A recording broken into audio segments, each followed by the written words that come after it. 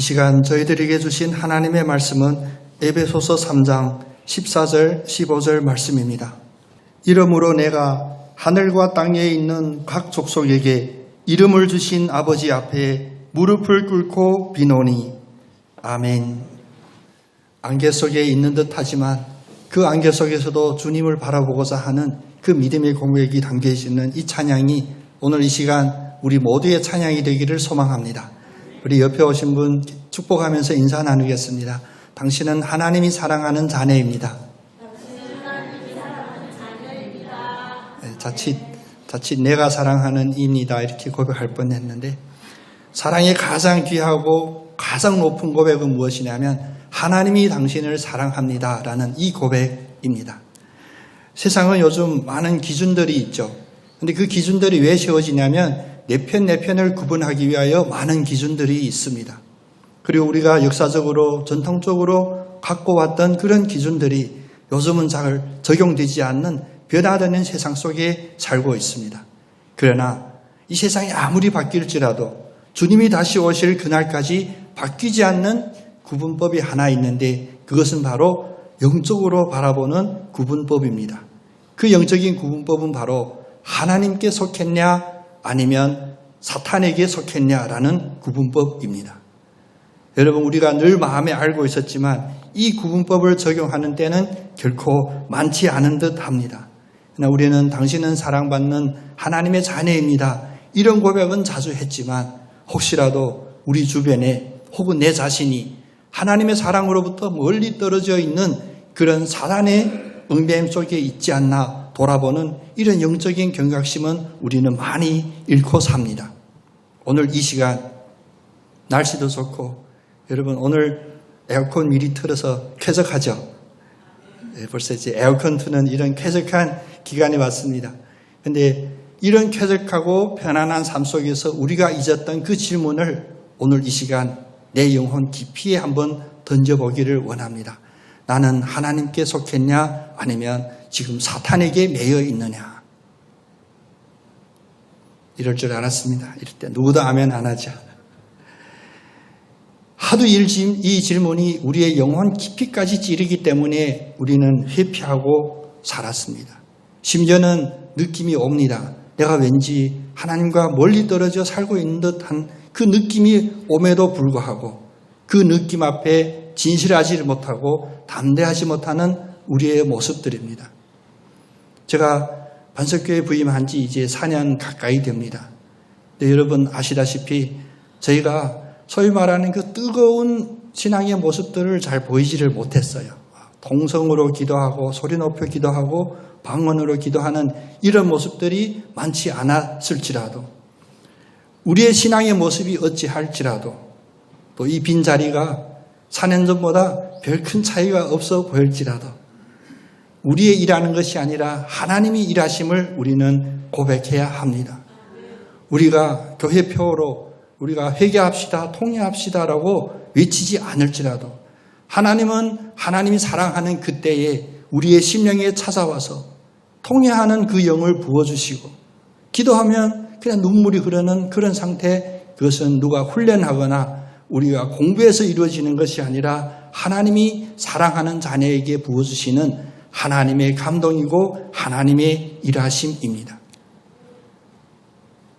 또 내 삶 속에서 늘 습관적으로 해왔던 일들인데 요즘 바뀌게 된다든지 심지어는 우리의 건강의 문제라든지 우리 가족 간에 혹은 이웃 간에 동료 간의 인간관계가 어떤 변화가 생긴다든지 이런 모든 것은 바로 우리를 사랑하시는 하나님이 우리의 영혼을 만지시고 우리에게 이 질문을 한번 더 심각하게 엄정하게 주는 그런 기회입니다. 너는 진정으로 나에게 속하였느냐? 이 질문 앞에 쉽게 대답하지 못하는 우리의 모습을 하나님께서는 긍휼히 보여주시고 그리고 아까 우리 신권사님 기도할 때도 같이 고백했지만 죄에서 도저히 자력으로 헤어날 수 없는 우리들에게 주님은 찾아오셔서 십자가에서 보혈을 흘려주심으로 우리가 다시 하나님의 자녀로 돌아갈 수 있는 그 길을 열어주셨습니다. 교리적으로 고백한다면 우리가 죄와 사망에 묶여 있는 그 상태에서 헤어나올 수 있는 유일한 방법은 바로 하나님의 자녀로 다시 거듭나는 것입니다. 한 번 출생으로 이루어지는 것이 아니라 우리의 삶 속에는 여러 번의 거듭남이 있을 것입니다. 주님이 주님의 때에 우리를 거듭나게 하시고 느끼게 하시고 결단하게 하시는 그런 주님의 사랑은 우리의 일생 속에 여러 번 있을 수도 있습니다. 예수님께서 제자들을 가르치실 때 제자들은 궁금한 것이 무엇이냐면 아픈 이를 낫게 하는 그 비법이 무엇입니까? 귀신을 쫓아내게 하는 그 기도문은 어떤 기도문입니까? 이런 것에 관심을 가졌어요. 그러나 주님께서는 기술적이고 구체적인 우리가 궁금해하고 있는 그 문제에 대한 답을 준 것이 아니라 어찌 보면 허망하지만 본질적인 대답을 주십니다. 진실로 진실로 너희들에게 이르노니 사람이 거듭나지 아니하면 하나님 나라를 볼 수 없느니라. 하나님 나라를 볼 수 있는 그 자격은 우리의 경험에 따라서 또 우리가 갖추고 있는 능력에 따라서 심지어 우리가 신앙생활한 그 시간의 길고 짧음이 있는 것이 아니라 주님하고 처음 불렀던 그 순간에도 거듭나게 하시는 하나님의 역사가 임하면 하늘나라를 볼 수가 있고 오랜 동안 신앙생활을 했을지라도 우리가 하나님 나라를 바라보지 못하고 답답하게 처해 있는 그런 상황도 있을 수 있다는 것입니다. 하나님의 나라를 바라볼 수 있는 거듭남이 우리의 출구가 되고 우리의 삶의 목표가 되기를 간절히 소원합니다. 오늘 주제가 무거운 걸 여러분 영으로 느끼셨나 봐요. 원래 우리 예배 드릴 때 이런 분위기 아니었잖아요. 맞습니다. 가끔이라도 우리가 이 무거운 분위기를 느끼는 그런 주님의 은혜가 있기를 원합니다.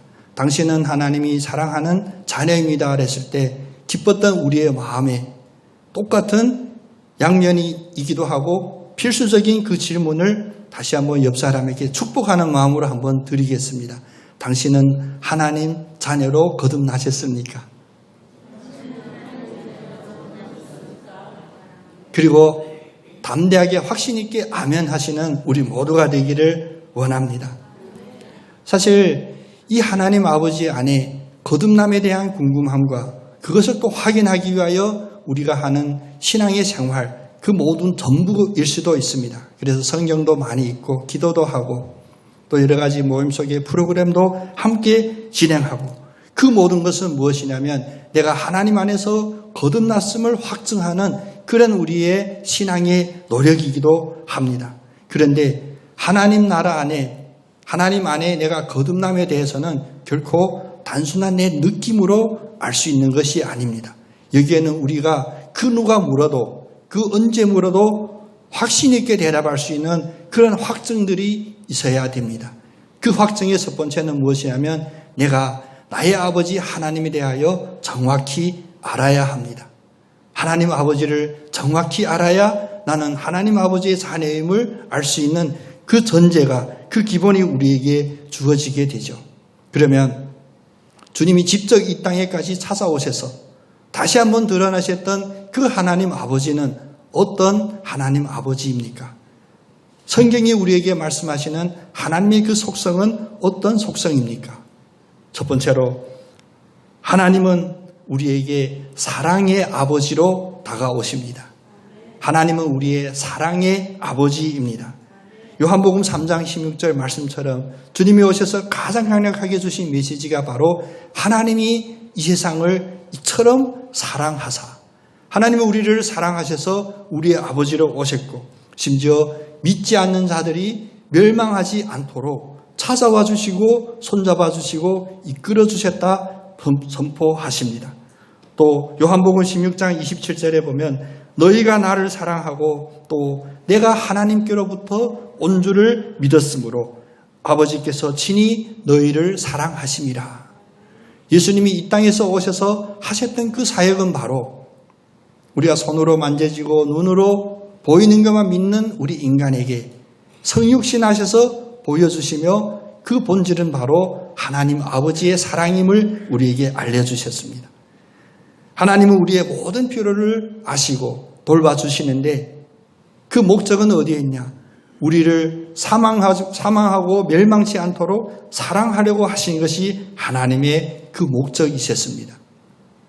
중세까지 우리가 교회 역사를 살펴보면 중세 기독교 역사는 어둠의 기간이다라고 표현해요. 그래서 책으로 봐도 중세 교회사를 보면 왠지 느낌이 어둑하고 마음이 무겁습니다. 그 이유는 어디에 있냐면 중세 교회는 우리가 지금 구분하면 가톨릭 교회죠. 중세 교회는 이 하나님의 아버지에 대하여 가르치실 때 사랑의 하나님 아버지를 가르치신 것이 아니라 엄하고 우리의 흠집을 전혀 용서하지 않고 정의롭고 벌하시는 하나님으로 많이 가르쳤습니다. 그래서 하나님하고 떠오르게 된다면 두렵고 떨리는 마음, 그리고 내가 한없이 작아지는 그러한 마음으로 늘 종교적으로 눌려 있었어요.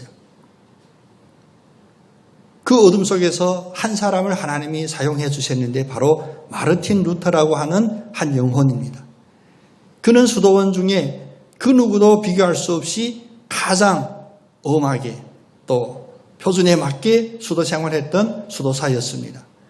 그 누구보다도 고통에 많이 참여했고 하나님 앞에 기도하는 시간을 그 누구보다도 많이 가졌지만 그의 마음속에는 평안이 없었습니다. 왜? 하나님 아버지 하면 나의 죄를 용서하지 않으시고 나를 징벌하시고 나에게 추호도 양보가 없이 재판하시는 재판관으로 이해했기 때문입니다. 그래서 신앙생활은 깊게 한다고 했지만 깊은 신앙생활 속에 평안함이 없고 해방함이 없었습니다. 그러던 어느 날 기도 중에 하나님이 직접 그 마르틴 루터의 마음을 만지셨어요. 믿음으로 말미암아 구원받느니라. 우리 한번 같이 고백해 볼까요? 믿음으로 말미암아 구원받습니다. 아멘. 이 고백 어찌 보면 평범하고 아무것도 아닌 것 같은 고백이지만 이것은 분명히 영적인 고백입니다.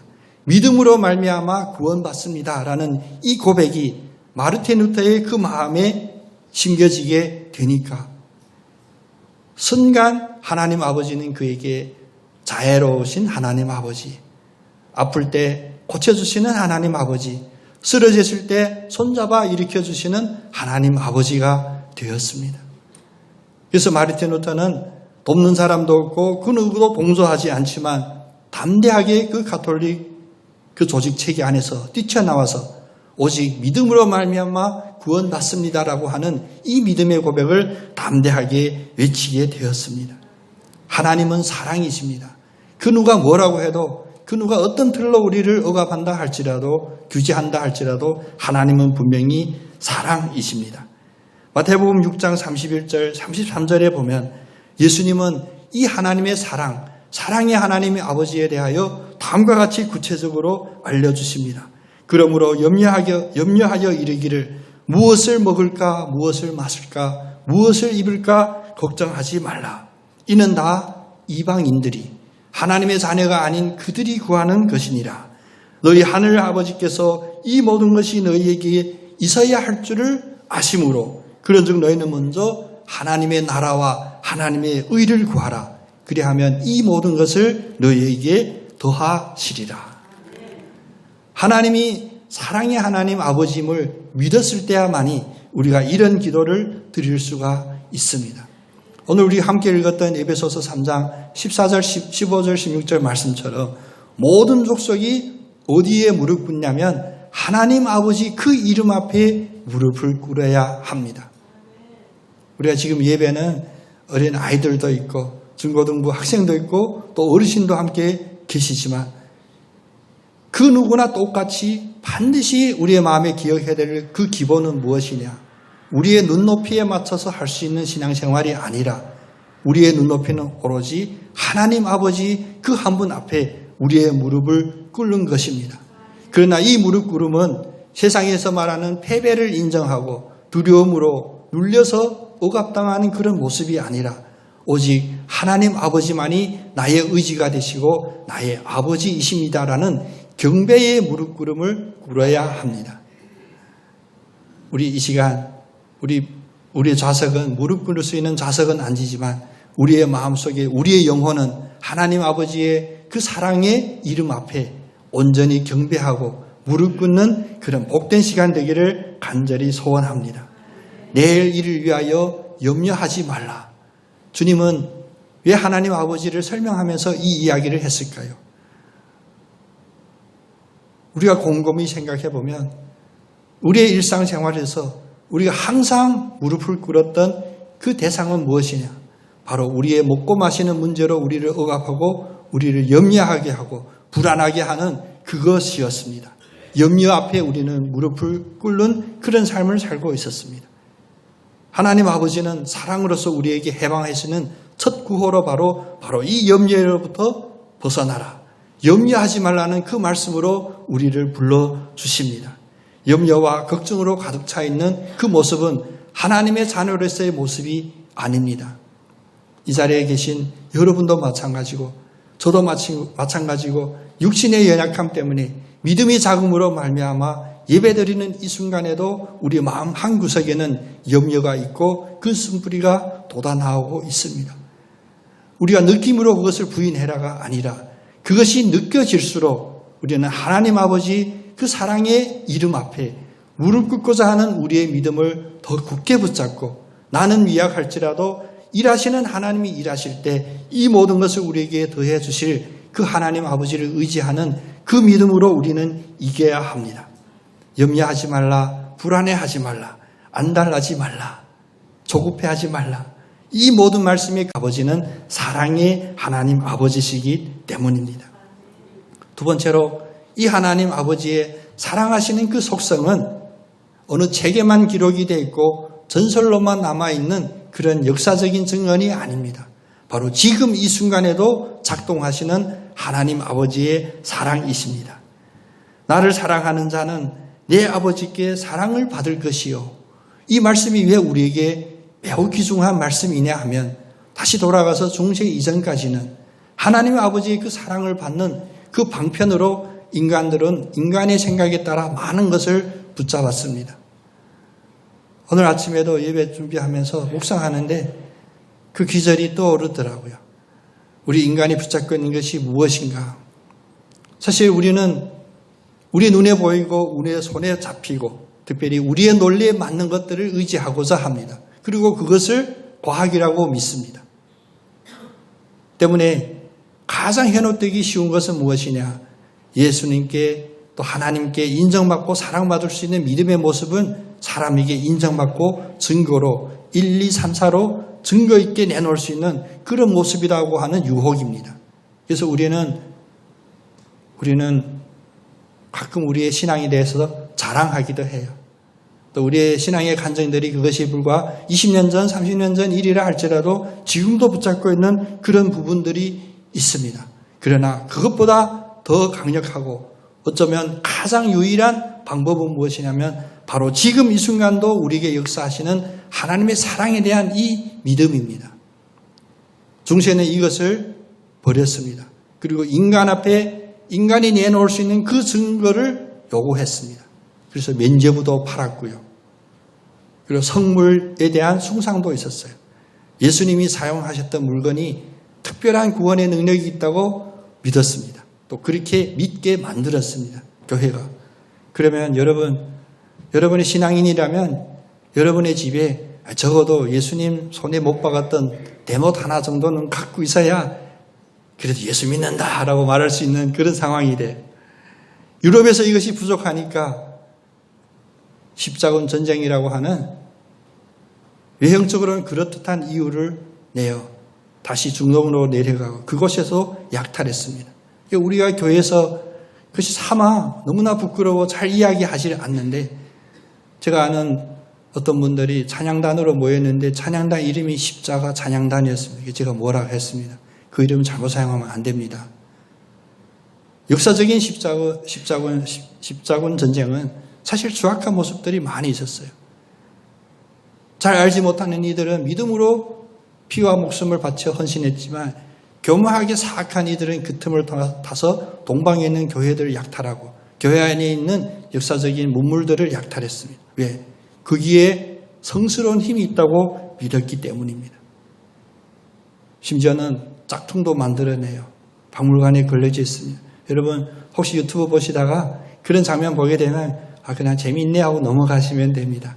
예수님을 감쌌던 세마포 이런 이야기도 하고 예수님을 못 박았던 그 대못 적어도 손해받은 건 2개뿐이거든요. 근데 아마 지금 통계 내면 수만 개가 있을 겁니다. 웬만한 집에는 다 하나씩 있대요.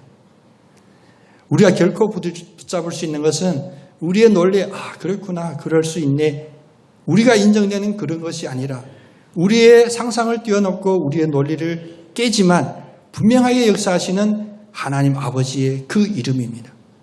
여러분 이 이름을 소중히 여기시고 이 이름이 불려지는 그곳마다 그 순간에도 그 자리에서 역사하시는 하나님의 그 사랑을 믿으시기를 바랍니다.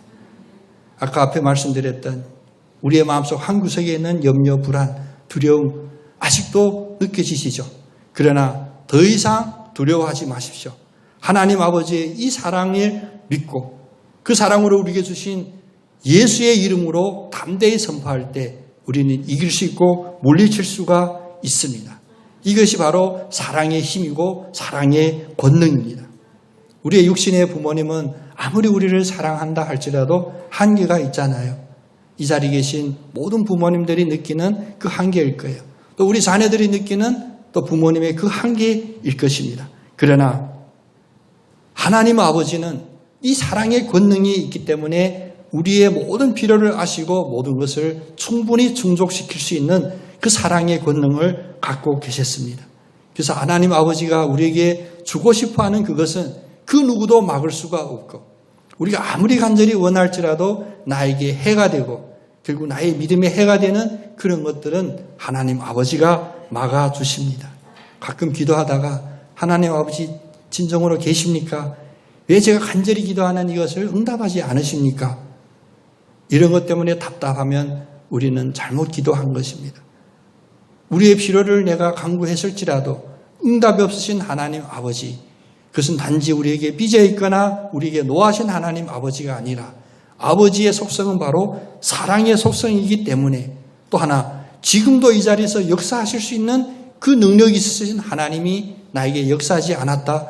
그것은 문제는 하나님께 있는 것이 아니라 바로 나에게 있음을 깨달아야 합니다. 내 기도가 하나님 뜻에 맞지 않았구나. 이런 고백도 드릴 수 있는 우리가 돼야 됩니다. 여기저기 나의 소원을 들어줄 그런 곳을 찾아 헤매고 방황하고 움직이는 우리의 그런 마음이 아니라 언제 어디서든지 사랑의 속성으로 그 자리에서도 충분히 역사하시는 그 하나님 아버지를 의지할 때 우리의 기도가 즉각으로 응답받는 그 기도, 여러분의 기도 되기를 원합니다. 시작은 나의 소원으로 시작했을지라도 하나님이 기뻐하는 그 기도로 마무리하여 기도에 승리하는 여러분 다 되시기를 원합니다. 그래서 우리의 인생은 결코 두려움이 없습니다. 세상이 바라봤을 때 아니 왜 믿음에 그렇게 목숨을 거냐? 예수의 목숨을 거냐? 당연하죠. 우리는 예수의 목숨을 걸어야지 그 어디에도 걸 수가 없는 것입니다. 오늘 말씀처럼 하나님 아버지의 그 뜻은 무엇이냐? 단지 교회 안에 들어와 있는 그 소수의 선택받은 이들만이 아니라 아직도 이 세상에서 거듭남이 무엇이고 생명이 무엇인지를 알지 못하여 방황하고 있는 모든 죄인들에게 부르는 말씀입니다. 그래서 모든 족속이 아버지의 이름 앞에 무릎 꿇는 그 뜻을 우리에게 전해 주셨습니다. 친히 사랑하시고 보호하시는 하나님의 자녀에게 바로 이 깨달음을 허락해 주셨습니다. 요즘 코로나 이후에 많은 모임들이 있죠. 또 이제 여름 되면 저희 지방에서 여름 주일학교 교사 강습회를 저희 교회에서 하시겠다고 요청 와서 제가 장소는 우리는 사용할 수 있습니다 라고 동의해 드렸거든요. 근데 마음이 무거워요. 코로나라는 것이 우리에게 핑계는 될 수가 있겠지만 이 핑계를 언제까지 할 수 있을지는 우리가 더 잘 알거든요. 우리 입술은 아직도 핑계대고 있는 이것이 우리에게 염려가 되고 두려움이 된다면 오늘 모든 족속이 하나님 아버지의 이름 앞에 무릎 꿇기를 원하시고 바로 이 일을 친히 행하시는 하나님을 믿고 담대함을 얻기를 원합니다. 모든 염려를 다 주께 맡기라. 이 말씀은 결코 단순히 우리의 가게에 또 나의 안방에, 나의 수첩에 적혀져 있는 그런 명언으로 남아있어서는 안 되고 오늘 우리의 삶에서 순간순간마다 역사하시는 하나님의 움직이고 살아있는 믿음이 되기를 간절히 원합니다. 염려와 의심과 두려움, 또 현실이라고 말하는 우리가 피할 수 없는 이 모든 올가미 앞에서 하나님 아버지의 이름 앞에 무릎 꿇는 우리들이 하나님의 자녀로서 해방될 줄로 믿습니다. 우리가 염려를 하지 않는다면 그러면 우리는 무엇을 해야 되겠습니까? 우리는 뭔가 해야 되잖아요. 염려하지 않는 여러분 무엇을 하고 싶습니까? 그러므로 내가 하늘과 땅에 있는 각 족속에게 이름을 주신 아버지 앞에 무릎을 꿇고 비노니. 하나님 앞에 기도할 수 있는 것, 우리가 어찌 보면 가장 중요하게 해야 될 그 일입니다. 내가 무엇을 해야 될지를 알지 못할 때 해야 되는 그 일이 바로 기도이고요. 기도 중에 우리에게 모든 은혜를 예비하신 하나님이 부어주심도 체험하게 하는 그 자리가 바로 여러분의 기도입니다. 이 기도는 여러분이 각자에게 주신 그 자리가 있습니다. 여러분의 출근해서 일하고 있는 그 자리도 기도의 자리가 될 수가 있고, 여러분의 주방에서 설거지하는 그 자리도 기도의 자리가 될 수가 있고요. 차 타고 움직이는 모든 자리가 기도가 될 수 있을 뿐만 아니라 더 중요하게는 원수와 환경이 우리를 대적하여 힘들게 어렵게 하는 그 자리, 그 순간에도 바로 기도의 자리가 될 수가 있습니다. 모든 염려를 아버지께 맡기는 그 권능을 우리에게 주셨는데 여러분 더 이상 이 권능을 사용하지 않고 유기하는 그런 우를 범하지 않는 복된 우리 모두 되기를 원합니다. 모든 족속에게, 하늘과 땅에 있는 각 족속에게 하나님은 이 이름을 주셨는데 그 이름을 지금 사용할 수 있는 그 권세는 바로 이 자리에 계신 하나님의 자녀로 인정받는, 하나님의 자녀로 그 믿음을 갖고 있는 우리에게 있음을 믿습니다. 오늘 예배를 마치고 돌아가는 여러분의 일주일간의 삶 속에서도 우리에게 주신 하나님 아버지의 이 구원의 복된 사랑의 이름을 높이 들고 또 품고 선포함으로 승리하시는 여러분 다 되시기를 예수님의 이름으로 축복합니다.